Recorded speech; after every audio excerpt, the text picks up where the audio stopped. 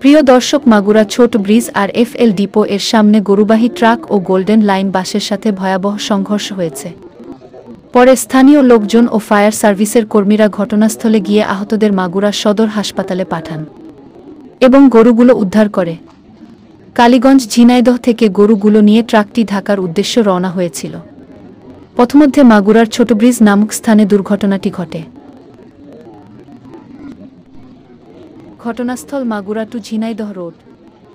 ঘটনাটি মূলত গরু বোঝাই ট্রাকটি ঢাকার দিকে যাচ্ছিল, পিছন থেকে গোল্ডেন লাইন পরিবহন ট্রাকটি ওভারটেক করতে গিয়ে দুর্ঘটনা ঘটে। ট্রাকে হেলপার এবং ড্রাইভার দুজনে আটকা পড়ে গিয়েছিল। পরে ফায়ার সার্ভিসের কর্মীরা গিয়ে তাদের উদ্ধার করে হাসপাতালে পাঠায়।